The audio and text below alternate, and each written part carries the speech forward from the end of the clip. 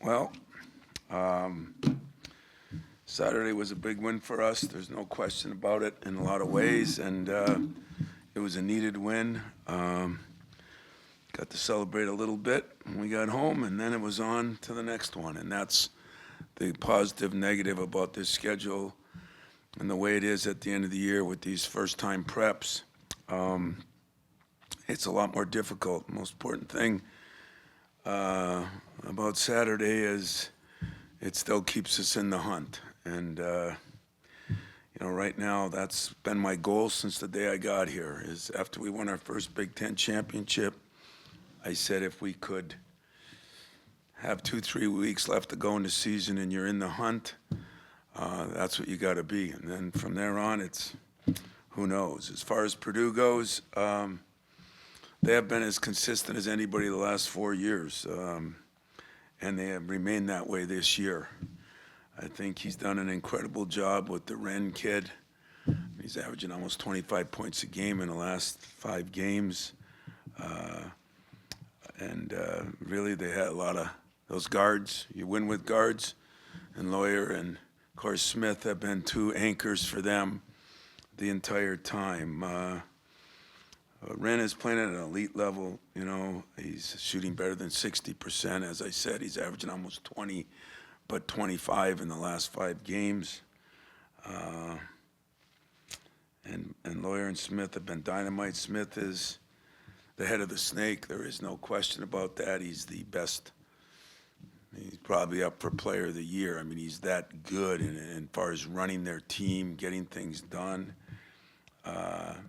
And they're getting a little play out of some of their freshmen. Cox has been a guy that's done a good job. He stepped in as a freshman, has been very good. And Caleb First, who was really almost out of it, he had a shot here 2 years ago at 3 to more or less beat us, and then he hasn't even taken one this year. But kid we recruited out of high school, very solid, good player for him. That's done a nice job. So Matt has proven to be one of the best coaches in the country, not in the league, and Purdue has remained as consistent as you could be. Their offense is even a step up.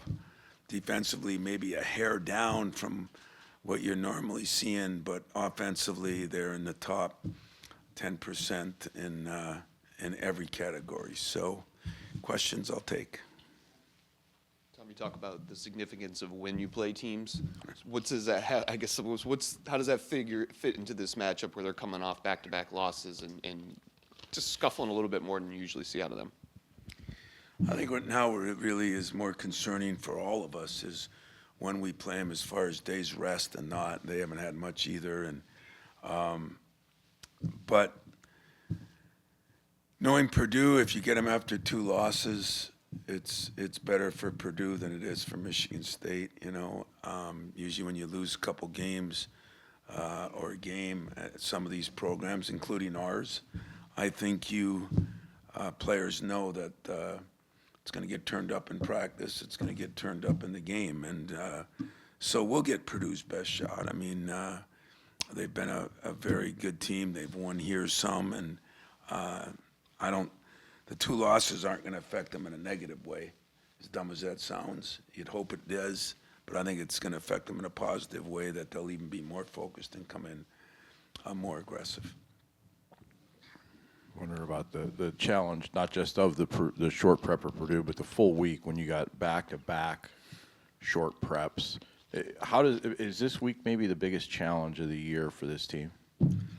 I interviewed for a few NBA jobs, and they go through different things when you interview, and one of them was the scheduling and when you don't stay overnight in Miami or New York or LA. You can stay overnight in Milwaukee, and one of them was they called scheduling losses, back-to-backs or something like that. And the big thing here comes down to how much prep time you have and how much rest time you have. And if it's equal, like Purdue played at 12 or 1 o'clock in the afternoon, that helps a little bit, but it's not monumental.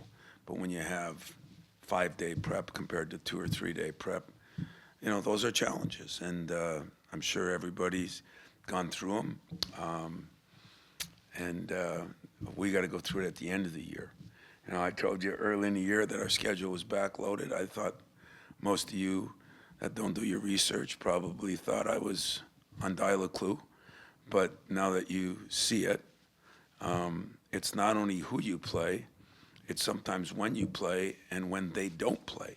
So there's a lot of factors that are created by 4 different networks or whatever we have, and there's pluses to it and there's minuses to it. So like when I said we went out west and lost 2, it was nothing because we went out west. And we got to find a way to win games this week, no matter what the circumstances are, because some teams have done it. And not just the way it is. You know, it's a little more difficult when it's at the end of the year because you're tired. And I think some things that bother me, the net doesn't know those things. We put so much into this net, which I think is ridiculous, but we do put a lot into it on selecting things, and the net doesn't know who played with 2 days prep and who played with 4 days prep. The net has no frickin' clue, but we give it like the almighty, like it's, you know, so things like that, you know, I struggle with, but I don't struggle with, the schedule's gonna be the schedule, you know. I just want people to understand the schedule, and most people don't. Tom, shoot me down if this is crazy, but the quick preparation time against ranked teams, Michigan, Purdue, Maryland, good teams, Illinois, you could count in there too. How much is that preparation for maybe what your team can do a month from now when it's tournament time and when you're facing this sort of situation? Yeah, it's difficult. I mean, it's difficult because you don't get much time off, and you are playing high-level teams. And in our case, Illinois, Michigan, Maryland are all on the road. You know, you got Purdue at home, and but you know, like I said, everybody's gone through that, I'm sure. Although I don't know that, it's hard to really look at the schedule and see who. When you're in the week, you can say, well, this team gets 5 days, this team gets 2, this team gets 3, this gets 2. But you can't. It's hard to see that when you're looking at the big picture of things. So I just decided not to use it as an excuse. It's just the way it is. And it's a little more difficult for the players, though. And I think that's what the powers that be got to see is we're always worried about player health and everything. We're not worried about it. We say we're worried about it. And there's a big difference. And it is difficult, you know, but that's the beauty of what we do. And it's the I always said that I told you it was going to be backloaded. I told you why I thought it was going to be backloaded. That's a privilege. If we're one of those marquee teams, not just maybe in a given year, but because of the brand that we've established over 20 years, hey, that's a privilege for us. And we got to live with that. And so, you know, ask me questions about Purdue, the schedules I can't control, and nobody's going to change it. And at the end of the year, I think there will be discussions on 5-day preps, 4-day preps, 3-day preps. They want to stay away from, you know, they don't want to have 1-day preps. That's one thing. But they don't look at it. It's not just prep time, it's rest time. And so they're going to have to look at that kind of stuff at the end of the year. Tom, if we can go back to Saturday just for some reflection. Your team took a heavyweight punch to the mouth. I couldn't describe it any other way from what I saw. They came back. Want to know how you feel about that. And secondly, the fact that they were able to help you reach this new milestone. How do you think they felt as a team not being able to do it at home when it seemed like it would have been so apropos, but then still being able to do it that kind of way in that kind of environment? How do you think your team felt about that? As far as the punch in the mouth, we did get punched in the mouth, but it was a strange punch in the mouth. They hit some really good shots. I mean, right off the bat, we turned the ball over the first time, throwing it right to a guy. And then they hit, you know, and the place was electric. Those of you that were there, it was celebrating Shannon's jersey retirement and things like that. That's another privilege for us, you know. We are the marquee teams in some ways. You know, John Wooden they named the court after him. I mean, it's a pain in my butt, but it's a great privilege and honor for my program. And that's the way I look at that. So I wasn't as concerned. I mean, we were 10 down. When it got to 16, I mean, it was a weird way it happened, but I wasn't over panicking that. It just didn't hit me that way. In fact, in one huddle, I said, let's cut it down to 10. I think it was at 14. Let's cut it under 10 by halftime, and we were way under that, you know. And once we started playing better, we execute better. Our defense, you know, improved a little bit in some areas. And what it was like for the players, I'm going to say it one time and only one time. It's time to move on. But it ended up a big deal for me. It ended up a neat deal. It wasn't something I woke up every morning and said, oh, man, can I get this thing? But I don't know what the players thought of. I do not know. I did not talk to them very much about it, except, hey, that has to do with you and me as far as our futures go. It has nothing to do with the present. And so looking at them in the locker room, looking at them when we got back here, I think it was a bigger deal to them than I thought. But it wasn't a bigger deal to me, as I said a few times. Bob, looking down, can keep the record if I can have his 2 Final Four, or his 2 national championships. And I mean that. But I'm sure when I'm done, it'll be something that all look at as a hell of an honor. I will look at it as a player to say that all 148 players that played for me during that time will think they have some ownership in it, because they do. I mean, somebody played. Kobe Williman helped us win a game. He was a walk-on. Now he's going to be a doctor. Probably going to operate on my brain or my heart, one of the two, and that's good. But he actually had an impact. If he believes that, then I've accomplished everything I want to accomplish here, and that's that players take some ownership in the team and in the program. And if they take ownership in the program, we're an incredibly lucky institution. And that's what I have to say about that. It's over. Nothing more to celebrate, not a lot more to talk about. When I'm done, we can talk about it all, you know. But right now, we have a record at Michigan State provided by the 148 players, the 6 million fans, the presidents and ADs, and everybody else that was a part of it, that we'll celebrate either the day I quit or die. And whatever one they want to celebrate it on, we'll celebrate it then. It'll be awesome all over the screens. It'll be cool. Right now, it's all Purdue. Coach, you mentioned Purdue's consistency, and you know they've been the team to beat in recent years in this conference, which of course you've been familiar with for many of your years here. What are maybe some similarities between what they're doing and the culture you've built? Well, they had a little deal. They had some coaches that commented on the win, and of course, when I think of Purdue, I think of Gene Cady, I think of Bruce Weber, and I think of Matt Painter. And when I think of Michigan State, I think of Gus and Judd and me. And it's pretty cool that the similarities between our programs, I think we believe in doing it the same way, the right way. I think we believe in the toughness. I mean, you go down there, it is a hard hat, and I think Matt has done an incredible job. I mean, there's no question. All he's got to do is hang tight a few years, and he'll break Bob's record. That was my record. And I think he will do that because he's a damn good coach and a really good guy. And what Judd Heathcote, Gene Cady, Bruce Weber, Matt Painter, Tom Izzo, we've all tried to do more for the game of basketball than our teams. Matt has been incredible on all the committees he's been on. Now, we haven't succeeded, but we fought the fight. And so there's not a program I respect more than Purdue. A lot of good programs in our league, a lot of good programs in the country. But it's been since I was a GA. Not old school and new school, as I say, right school.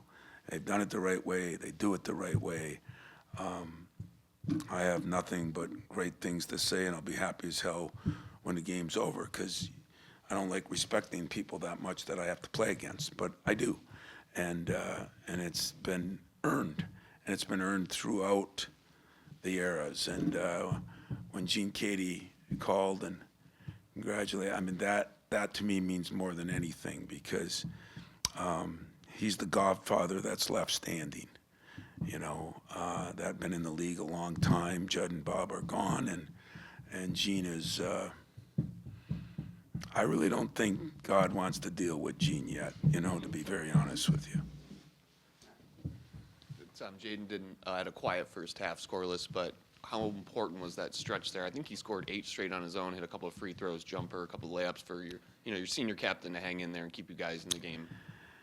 Jaden Akins is still really, really, really important to us. Number one, he doesn't get credit for what he's. I got a text from Max Christie, and I remember talking to Magic out in California, and he said, we're going to miss most about Max is he's become one of our best defensive players. And nobody thought that when Max came here, and nobody thought that when Jaden came. Jaden has really played solid and strong defensively. He's really done a lot of things. When he scores, we're a better team. Now, there's no question about that we need him to score. And in that stretch, that, was the difference in the game. I mean, he had a couple good plays.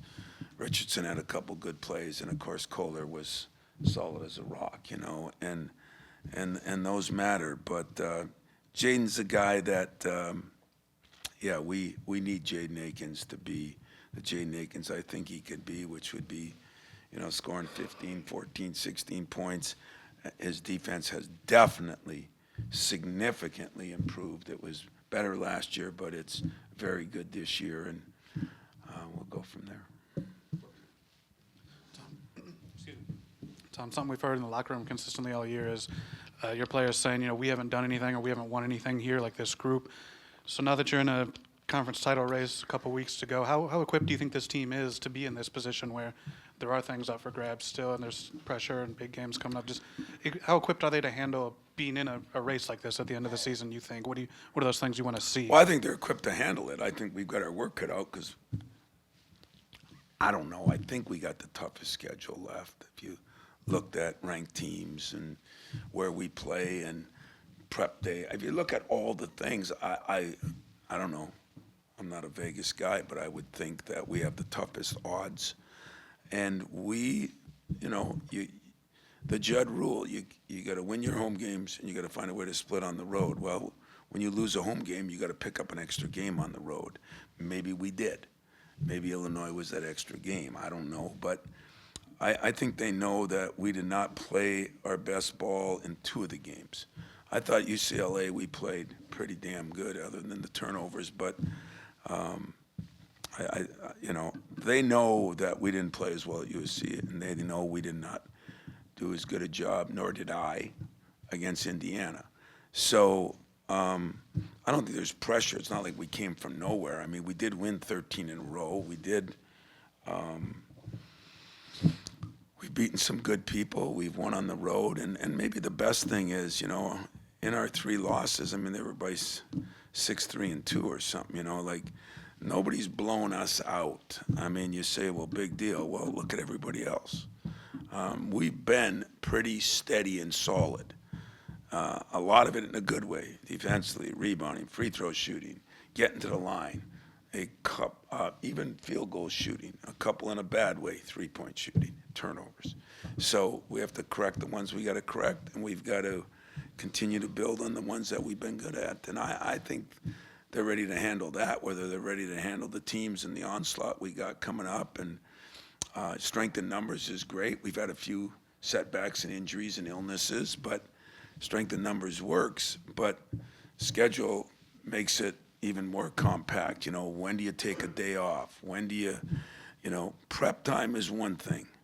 Fatigue time is another thing. You get to the end of the year, you play your toughest part of your schedule. It's a challenge, but man, if you win, you look at it and say, you know what? They threw everything at us but the kitchen sink, and we still found a way to win, and that's a positive, and that's the challenge we have. Just real quick, you mentioned about the injuries and the health factor. How are you guys going into this game? Good Yeah, we're good. I mean, some of the guys that were sick are not sick.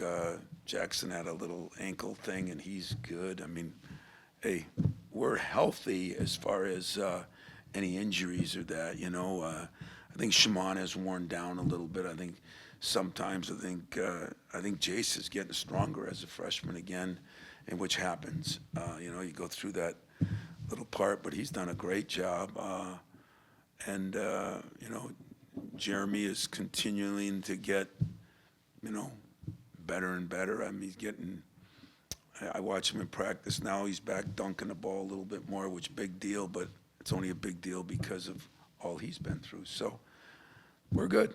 We're all good. No excuses. Well, the thing I wanted to ask about before that was you had kind of alluded to this after the game, the 7 turnovers being a season low, but you had the 2 right out of the gate and then 5 after that. I mean, especially on the road in that environment, I guess I'm wondering what was that from your guys that you saw there? If I had the answer to that, I'd quit coaching. I'd make more money. But we did a very good job. I think they knew, the environment alone, turnovers and dunks change those kind of environments to another level.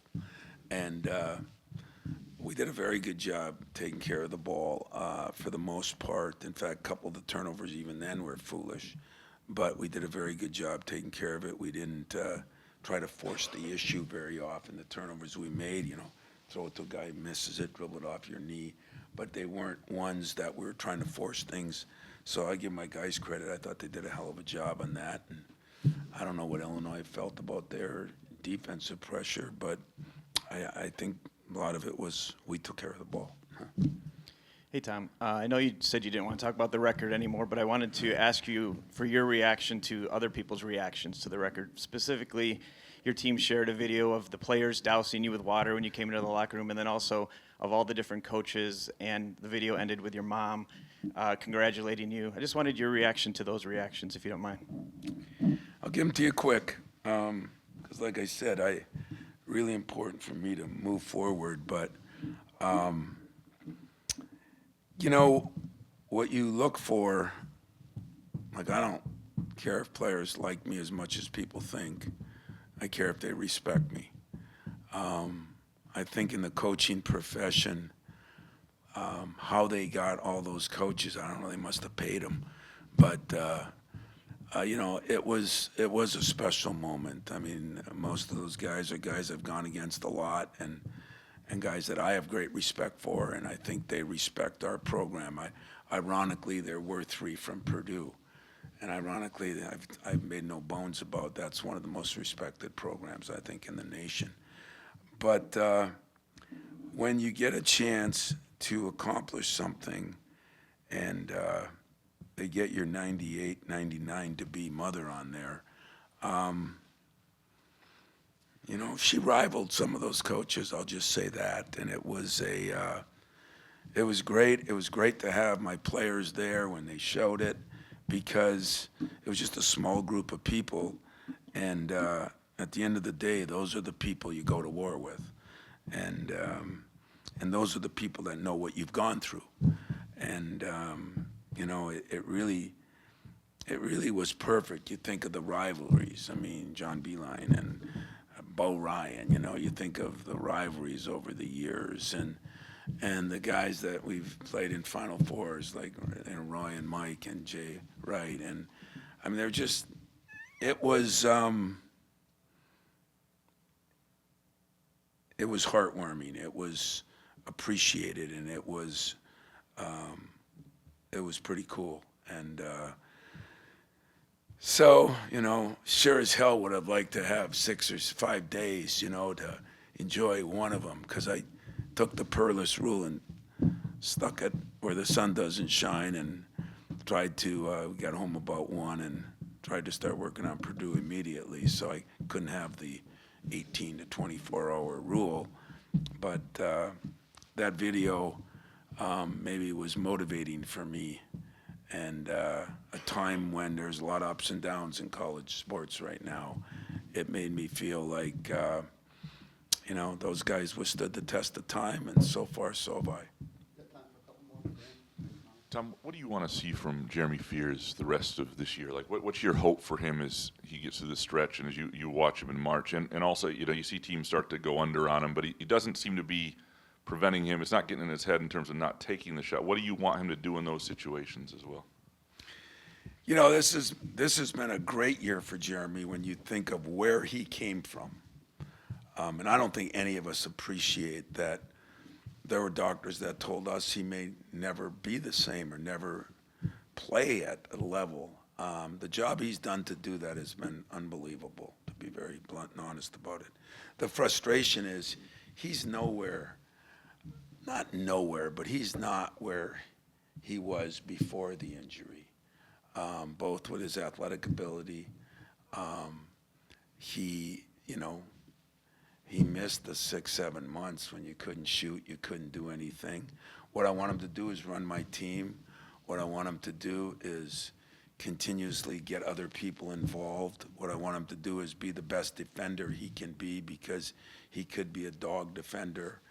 What I hope he keeps growing on is his shot, and he has improved his three-point shot a lot, and he really has, but that's not going to come back in a season. You got to have time to work on it in the off season, as Cleves did, as other people did that I've had. So,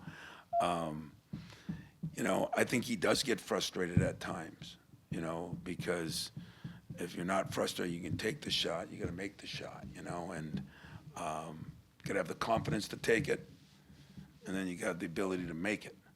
And he hasn't lost any confidence, but at the same time, the thing I've been disappointed about in this last 5 games, our break hasn't been as good. So he's got to continue to push it. Now, that's not all on him. Maybe the other guys aren't running as good. For a while, we weren't rebounding as good. For a while, teams were pressing us, and we were taking it out of the basket because we weren't defending quite as good. So everybody's got a role on a team, His role right now is to push that ball every time. It's to get us in sets. It's to hopefully get a lot more assists. It's to knock down an open shot, and it's to check the living daylights out of whoever he's covering. And, like Carson Cooper, he's back playing the way we needed him to play. He's not scoring a lot more points. He actually missed a couple free throws. He's been shooting better. But his ball screen defense and his setting the screens and that has improved dramatically in the last month, We called him in, and he used the word, "I suck." And so I followed it up with, "You're right." And so it was good that we, a player, if you don't think you're doing anything wrong, how are you going to improve? And so what I loved about Coop, he knew he wasn't playing well, and he improved. And that's usually what happens. And that's a fine line, because some guys aren't mentally tough enough, or some guys want it so bad they don't really get to look at it and see.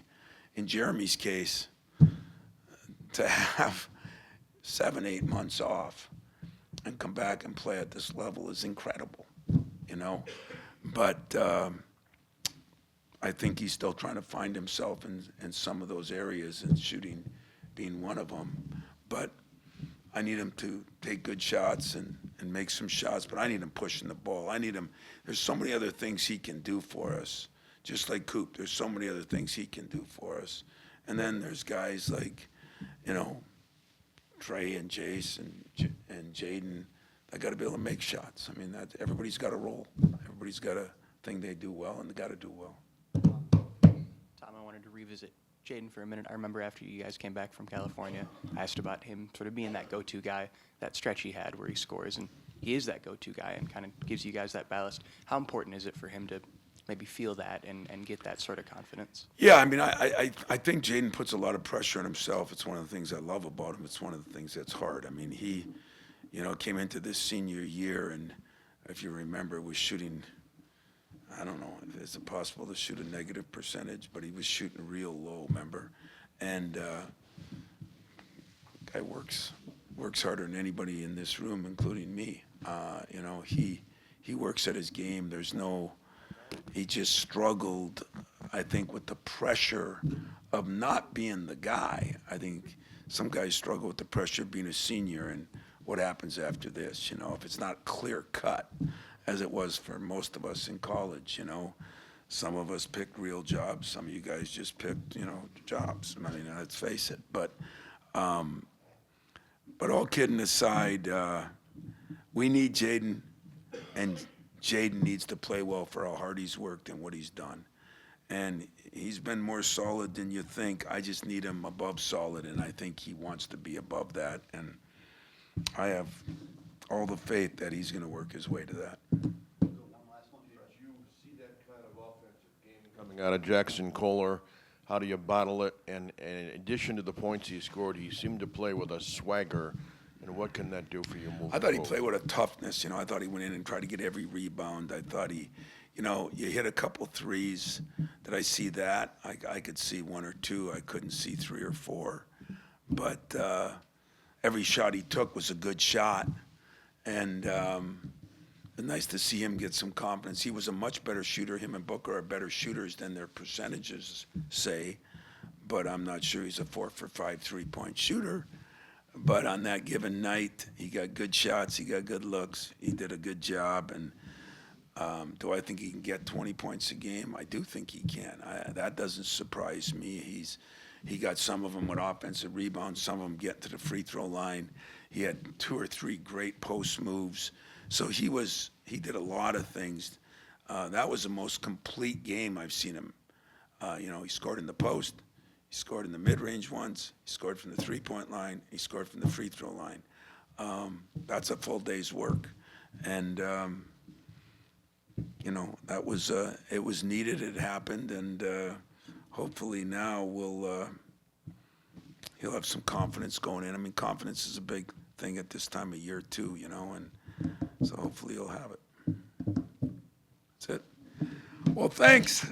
Interesting week.